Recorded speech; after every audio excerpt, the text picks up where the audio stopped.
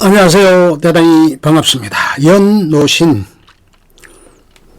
북경의 겨울 땅에는 눈이 쌓이고 벌거벗은 나무들의 거무스름한 가지들이 맑은 하늘에 치솟아 있고 아득히 먼 하늘에 연이 하나 떠 있다. 고향에서 연을 날리는 계절은 2월이었다. 핑 하는 소리가 들려 하늘을 쳐다보면 을에 거뭇하게 개를 그린 연이거나 연노랑의 지네를 그린 연이었다. 쓸쓸한 기와 모양을 한 연도 있었다. 그런데 이곳 북경에서는 핑하는 소리도 나지 않고 그다지 높이 솟지도 않아 쓸쓸하고 애틋한 모습이다. 그렇지만 땅 위에는 벌써 버드나무 싹이 트고 철이른 삼복숭아가 봉우리를 맺고 아이들이 띄운 연들과 어울려 온통 따뜻한 봄의 모습이다. 나는 지금 어디 있는가? 내 주인은 무서운 겨울이지만 떠난 지 오랜 고향의 지나간 지 오랜 봄날들만 있는 허공에서 가물거리고 있다. 하지만 나는 예전부터 연 날리기를 좋아하지 않았다. 좋아하지 않았을 뿐 아니라 싫어하였다. 할 일 없는 아이들이나 하는 짓이라고 믿고 있었다.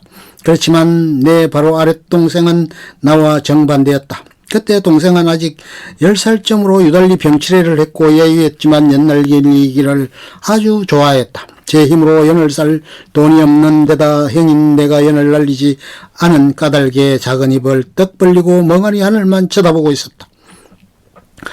어떨 때는 반나절이나 그러고 있었다. 멀리서 개연이 갑자기 떨어지면 동생은 하고 소리를 질렀다. 두 개의 얽힌 기와연이 풀리면 그는 깡충깡충 뛰며 좋아하였다. 그의 이런 짓이 나로서는 턱없이 우스꽝스럽게만 여겨졌다. 그러던 어느 날 문득 생각해보니 벌써 여러 날 동생이 보이지 않았다. 그가 며칠 전에 뒷뜰에서 대막가지를 찾고 있었던 게 기억날 뿐이었다. 나는 금세 알아차리고 곧장 사람들이 좀처럼 가지 않는 흙간으로 가보았다.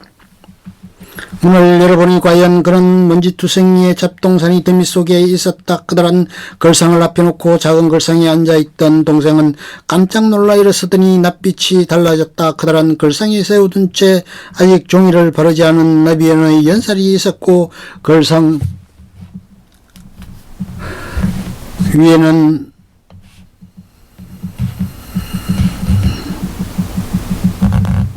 양쪽 방줄 끝 머리에 다는 팔랑개비가 빨간 종이로 만들어져 가고 있었다. 비밀을 들추어냈다는 만족감과 더불어 동생이 내 눈을 속이고 이렇게 고생하며 몰래 혼자서 못된 아이들의 놀잇감을 만들고 있다는 것이 화가 났다. 나는 대뜸 나비 안쪽 깃을 부러뜨리고 팔랑개비를 땅바닥에 내동댕이 치고 발로 짓밟아 버렸다. 나이로나 힘으로나 동생은 나한테 당할 수 없었다. 당연히 나의 완전한 승리였다. 절망하여 우두커니 서 있는 그를 남겨두고 나는 헛간을 나왔다. 그 뒤로 어찌 되었는지 나는 알지도 못하였고 마음에 두지도 않았다. 그러나 보복을 당할 날은 마침내 왔다. 그것은 그와 헤어진 지 오랜 세월이 흘러 내가 중년의 나이가 된 뒤의 일이다. 불행히도 나는 아동문학에 관한 외국 책을 읽고서는 노리는 어린이들의 가장 자연스러운 행위며 장난감은 어린이들에게 천사라는 것을 비로소 알게 되었다. 그리고 20년이 지나도록 한 번도 생각해 본 적이 없었던 어린 시절 정신적 학살 행위가 갑자기 내 눈앞에 펼쳐져서 그 순간의 내 마음은 마치 납덩이로 변한 듯이 무겁게 내려앉았다. 마음은 끝없이 내려앉았다. 무겁게. 그 일을 보상해줄 방도를 내가 모르는 것은 아니었다. 연을 주고 연날리기를 찬성하고 연을 날리라고 권하고 같이 연을 날려준다. 같이 소리치고 달리고 웃고 그러나 그도 나와 마찬가지로 수염이 나버렸다. 다른 보상 방법을 알기는 한다. 동생에게 용서를 비는 것이다.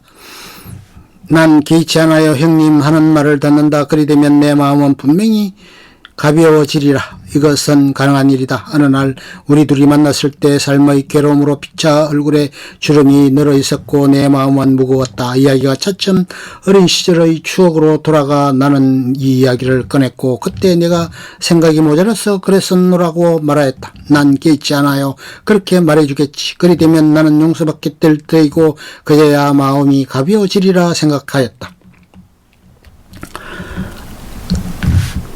그런 일이 있었던가요? 깜짝 놀란 듯이 그는 웃으며 말하였다. 마치 남의 이야기를 하는 듯 하였다. 아무것도 기억하고 있지 못했다. 완전히 잊어버리고 원한도 남아있지 않은 태에 용서고 뭐고 있을 턱이 없었다. 원한이 없는데 용서한다는 것은 거짓이다. 이 이상 무엇을 바랄 것인가? 내 마음은 무거워질 뿐이었다. 지금 고향의 봄이 다시 이 타양 하늘에 솟아오르고 있다. 그것은 나에게 지나간 아득한 어린 시절의 추억을 떠올리게 하고 더불어 형용할 수 없는 슬픔을 되살리게 한다. 나는 역시 엄혹한 겨울의 추위 속에 몸을 숨기고 싶다 하지만 주인은 의심할 여지 없는 엄동이며 살을 에이는 추위와 냉기를 나에게 주고 있는 것이다.